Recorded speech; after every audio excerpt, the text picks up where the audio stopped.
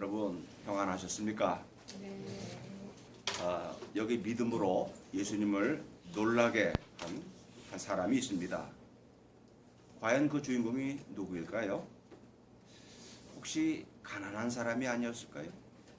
또는 혹시 심한 병이 들어서 주님의 은혜가 절실히 필요했던 사람이 아니었을까요? 또한 그것이 아니라면 어려서부터 성전을 드나들면서 철저한 신앙 교육을 받은 예컨대 제사장의 아들쯤 되는 종교적인 엘리트가 아니었을까요? 그렇지 않았습니다. 이 믿음의 주인공은 가난하지도 않았습니다. 병들지도 않았습니다. 오히려 경제적으로도 여유가 있고 몸도 건강하고 게다가 당시로서는 사회적인 지위도 상당했던 남자였습니다. 그리고 그는 유대교 종교에 몸담기는커녕 유대인들이 하나님의 은혜와는 아무런 상관없다고 그렇게 여기는 이방인이었습니다. 그는 다름 아닌 유대 가버나움 지역에 주둔하고 있던 로마군 부대를 지휘하는 백부장이라는 직책을 갖고 있는 중급 장교였습니다. 그런 그가 다급하게 와서 예수님께 호소하였습니다.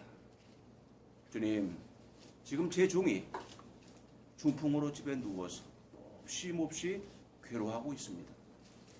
도와주십시오. 바로 그때 평소부터 이 사람에게 호감을 가지고 있던 유대인들도 예수께서 그의 청을 들어주시라고 곁에서 거들었습니다. 예수님께서 말씀하셨습니다.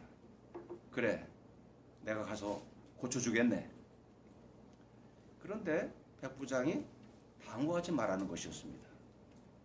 주님, 저는 주님을 제 집으로 모셔드릴 만한 자격이 없는 사람입니다. 그저 한마디 말씀만 여기서 해주십시오. 그러면 제 종이 나을 것입니다. 그러면서 다음과 같은 말을 이어갔습니다. 저도 군대에서 상관을 모시는 사람이고 또 제 밑에도 병사들이 있습니다.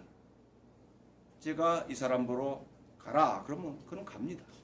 오라 그러면 옵니다. 또 집에서 제 종도로 이것저것 하라 하면 그들은 하게 되어 있습니다. 예수님께서 그 하신 말씀의 뜻을 알아들으시고 그 믿음에 감탄하시면서 말씀하셨습니다. 나는 지금까지 이스라엘 사람들 가운데서도 정말 그 아무 누구에게서도 이런 믿음을 본 적이 없다. 그리고 그 백부장을 향해서 말씀하셨습니다. 가게, 그대가 믿는 대로 될 것이다.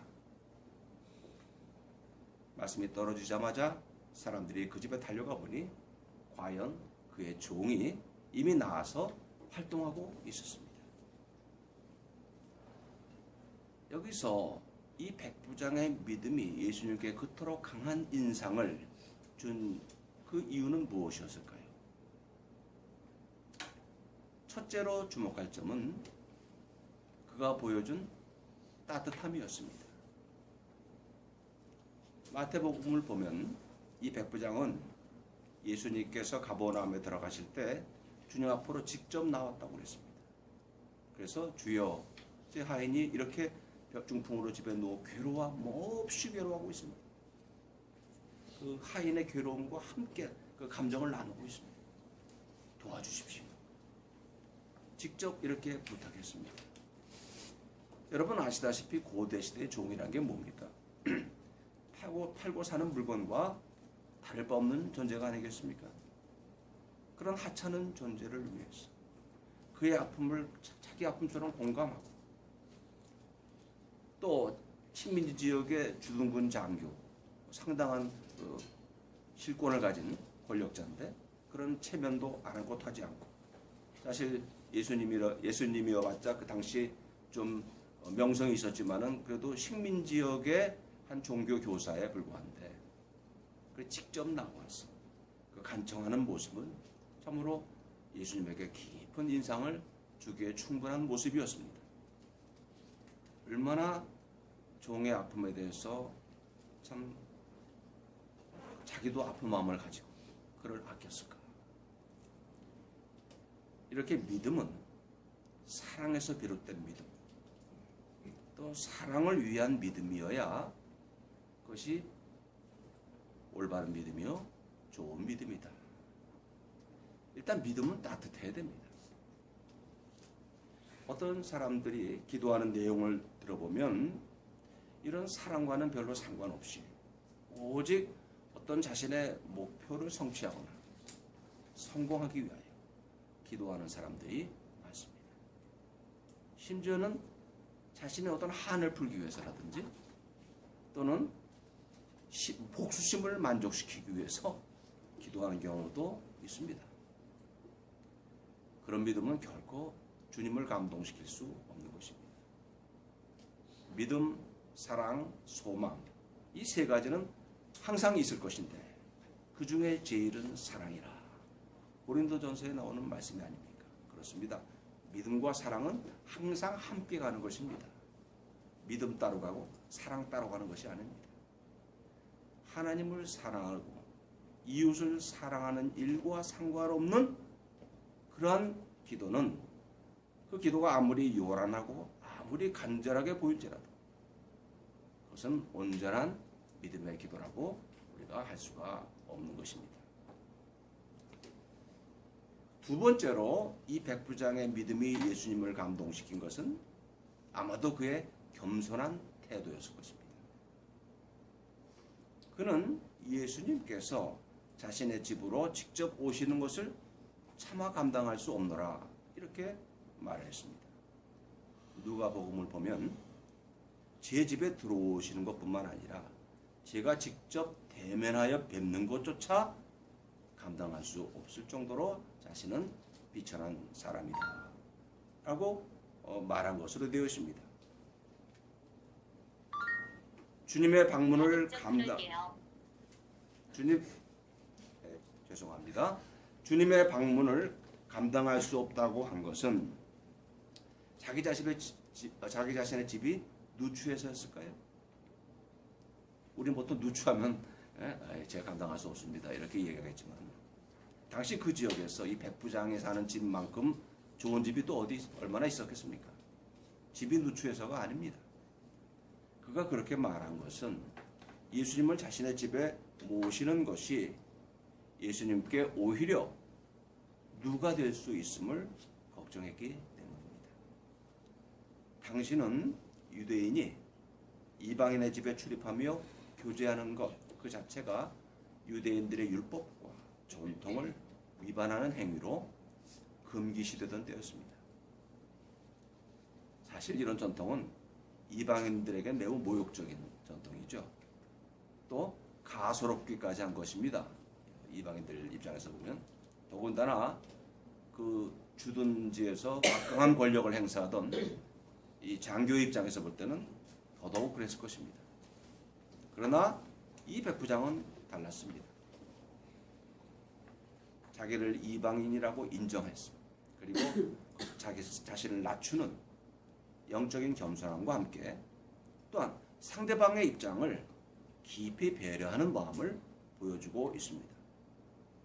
이것은 그가 하나님에 대한 범상치 않는 믿음의 소유자인 것을 보여주고 있는 것입니다. 그는 비록 이방인이었지만은 하나님께서 인류를 구원하시기 위해 먼저 이스라엘 민족을 택하셨다는 사실을 인정했습니다. 그리고 그것을 받아들였습니다. 그는 특별한 이방인이었음에 틀림이 없습니다. 누가복음을 보면은 이미 많은 유대인들이 이 백부장에 대해서 호감을 가지고 있었다고 기록되어 있습니다. 그가 평소에 유대인들을 아주 좋아했고요. 또 존중했을 뿐만 아니라 유대교 회당까지 지어주었다. 이렇게 되어 있습니다. 이런 미뤄보건대 그는 비록 육신적으로는 이방인이었지만은 영적으로는 이미 유대인을 능가하는 그런 영성을 가지고 하나님을 경외하고 있던 믿음의 사람이라고 할 수가 있습니다. 그렇습니다. 올바른 믿음의 사람은 이처럼 자신의 주제를 파악할 줄 알고 그것을 인정할 줄 알고 또 자신을 낮출 줄 알고 뿐만 아니라 상대방을 배려하고 대우할 줄 압니다. 우리가 흔히 믿음이라고 그러면 막 좌우 물불 안 가리는 아주 강력한 어떤 태도를 생각하는데 좌충우돌도 불사하는 그런 태도를 생각하는데 그런 무도한 태도가 곧 믿음이다 이렇게 말할 수가 없는 것입니다. 아무리 뜨거운 믿음, 아무리 용감한 믿음이라 할지라도 그 겸손이 밑받침되지 않는 믿음, 또 자기의 의를 내세우는, 또 자신의 자존심을 내세우는 믿음은 성령께서 주시는 진정한 믿음이라고 할 수가 없는 것입니다. 그렇습니다. 백부장의 그런 따뜻함, 또 백부장의 이런 겸손함과 함께 세 번째로 그 무엇보다도 결정적으로 예수님을 감동시킨 것은 그의 예수님에 대한 단순하고 확고한 신뢰심이었습니다. 한마디로 말하면 단순한 믿음이었습니다. 제 집에 들어오실 것 없습니다. 다만 여기서 말씀만 해 주시옵소서. 그러면 제 하인이 약했습니다. 우리가 상식적인 차원에서 생각해 볼 때 이왕이면 집까지 오셔서 신방하셔서 환자 머리에다 손을 꽉 얹으시고 그냥 강하게 안수기도 해주시면 실감도 나고 은혜가 갑절이나 임할 것 같은데 이 백부장은 그런 실감나는 믿음을 사양했습니다. 실감을 사양했다. 이거 매우 중요한 말입니다. 중요한 것은 명령의 권세이지 그 명령이 어디서 어떤 식으로 내려지는가 또 그 명령이 어떻게 강하게 전달되는가 이런 데 있지 않다. 그것은 문제가 되지 않는다. 그런 믿음이었던 것입니다. 이 사람이 하는 말을 한번 다시 들어보십시오. 저도 남의 수하에 있는 사람입니다. 또 제 아래도 군병이 있습니다. 그들 보고 제가 가라 하면 그들은 갑니다. 오라고 명령하면 그들은 옵니다. 집에서도 종도로 이것저것 하라 명령하면 그들은 합니다. 이 말을 좀 더 풀어서 설명하면 다음과 같은 뜻입니다. 저도 군대에서 위로는 천부장, 총독 각하, 그리고 그 위로는 황제 폐하의 영을 받드는 사람입니다. 또 아래로는 이러저런 부하들을 거느리고 있어서 그들은 제 명령하는 대로 따르고 저도 또 제 상관의 명령대로 따릅니다. 저는 이렇게 군대 생활을 하고 있기 때문에 군대 생명은 명령에 있다는 것을 저는 잘 알고 있습니다. 확실한 명령권자가 확실하게 내린 명령은 확실하게 집행된다. 이것이 제가 알고 있는 가장 확실한 법칙입니다. 그렇습니다. 명령이라는 것은 가까이서 내렸건 멀리서 내렸건 면전에서 직접 내렸건 전화를 통해서 내렸건 아무런 상관이 없습니다. 누가 명령하였느냐, 그 명령이 확실한가, 이것입니다. 또 명령을 받는 부하의 컨디션이 좋을 때 받았건 부하의 컨디션이 나쁠 때 받았건 상관없습니다. 명령은 오직 명령을 내린 자의 권위 때문에 집행되는 것입니다. 제가 지금까지 보건대 하나님께서 하늘과 땅의 모든 권세를 나사렛 예수 당신에게 주신 것이 확실합니다. 당신은 하나님께서 지정하신 최고의 명령권자입니다. 저는 군에 몸담고 있기 때문에 그것을 잘 압니다. 그러니 여기서 명령을 내리셔도 제 하에는 집에서 즉시 병상에서 일어날 것입니다. 여러분, 속이 확 뚫리는 시원한 믿음이 아니겠습니까? 우리들도 이런 믿음 가지면 얼마나 좋겠습니까? 모르긴 몰라도 예수님도 그동안 쌓였던 답답함이 확 풀리셨을 것입니다. 주님은 그때까지 유대인들, 아니 그 측근 제자들 가운데조차도 이런 단순 명료하고 확고한 믿음을 만나보지 못하셨기 때문입니다. 그래서인지 주님은 그 자리에서 다음과 같은 말씀을 하셨습니다.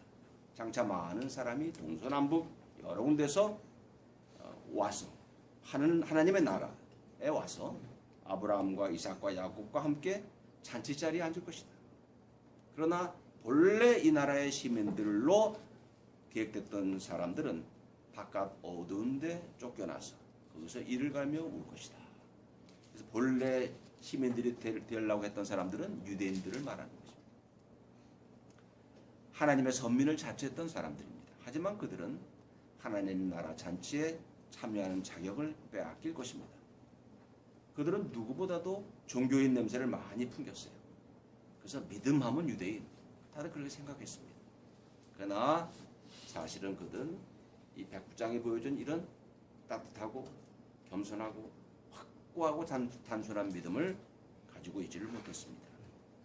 유대인들은 머리로 납득되어야 믿겠다면서 계속 예수님께 따지고 들었습니다. 또한 그들은 실감이 더 있어야, 실감이 나야 믿겠다면서 이적을 보여주고 또 이적을 보면 더 큰 이적을 요구했습니다. 하지만 납득시키면 믿겠다, 실감나게 해달라, 그러면 믿겠다, 그런 것은 하나님을 자기 입장에서 관찰하고 또한 하나님을 평가하는 것이지 그것을 하나님을 믿는다고 말할 수는 없는 것입니다. 하나님께서 믿음이라고 인정하시는 믿음은 이 백부장의 경우처럼 납득되지 않아도 또 자기한테 실감이 없어도 그저 하나님의 능력을 전적으로 신뢰하는 그런 태도를 말하는 것입니다. 이 말씀을 드리다 보니까 언젠가 읽었던 어떤 교회 목사님의 간증집에 나오는 이야기가 생각납니다. 그 교회에 아주 열심히 기도하는 어떤 여집사가 있었습니다. 그런데 어느 날 목사님이 새벽 기도의 인도를 마치고 돌아가는데 예배당 현관 신발장에 그 여집사의 신발 바로 옆에 웬 남자의 신발 한 쌍이 나란히 놓여 있는 것을 보게 되었습니다. 아무리 둘러보아도 새벽 기도의 마지막까지 남아서 기도하는 성도는 남자는 없는데 그 여집사밖에 없는데 이상하다 생각하면서 지나쳤는데 또 그 다음 날에도 여전히 나란하게 남자의 신발이 놓여 있는 거예요. 그래서 목사님이 어찌된 일인가 그 여집사에게 물었습니다. 그랬더니 그 여집사가 이렇게 대답했습니다. 목사님, 저는 오래전부터 제 남편이 예수님 믿고 구원받도록 해달라고 기도는 했는데 그냥 습관적으로 기도했던 것 같습니다. 그런데 며칠 전에 목사님 설교 말씀 가운데 성경 말씀을 제가 듣게 되었어요. 그 말씀은 요한일서에 나오는 말씀, 주님을 향하여 우리가 가진 바 담대한 것이 이것이니 그의 뜻대로 무엇을 구하면 들으심이라. 우리가 무엇이든지 구하는 바를 들으시는 줄을 안즉 우리가 그에게 구한 그것을 얻은 줄을 또한 아느니라. 저는 이 말씀을 듣고 지금까지 내가 그냥 건성으로 기도했구나 이렇게 느꼈습니다. 저는 제 남편이 예수를 믿는 것이 하나님께서 기뻐하시는 뜻이기에 정말 믿고 기도하면 하나님께서 들으신다는 사실을 알았습니다. 그리고 하나님께서 들으시기 때문에 그의 발걸음을 교회로 옮기게 될 줄을 제가 알게 되었습니다. 그래서 부부가 나란히 성전에 나오면 그 기분이 얼마나 좋은가 좀 미리 맛보고 싶어서 남편의 신발을 몰래 가지고 나와서 현관에다가 나란히 놓고 있습니다. 그런데 정말 얼마 후부터 그 신발의 주인이 그 신발을 신고 예배당에 나오기 시작했다는 그런 어떤 목사님의 간증집에 나오는 이야기입니다. 백부장처럼 우리의 기도를 들어주시는 명령권자의 권세를 100% 신뢰하는 거예요. 내가 기도하는 컨디션이라든가 내 마음에 납득가는 바 이런 것과 상관없이 명령권자가 누구시냐, 그분의 능력을 100% 신뢰하고 그분께 간구하는 태도. 이것이야말로 우리 하나님께서 기뻐하시는 참된 믿음입니다. 오늘 이 백부장이 보여준 따뜻한 사랑에서 우러나오는 믿음, 겸손하고 남을 배려하는 믿음, 그리고 무엇보다도 단순하고 확고부동한 신뢰심을 가지고 있는 그런 믿음, 그것이 우리의 믿음이 될 수 있기를 바랍니다. 이런 믿음을 가진 사람들은 주님의 명령의 파워가 과연 얼마나 막강한 것인가를 삶 속에서 수없이 체험하면서 살게 될 것입니다. 기도하시겠습니다. 하나님, 죄송합니다. 지금까지 저희들 기도 많이 했지만은 정말로 건성으로 드린 기도가 너무나 많았습니다.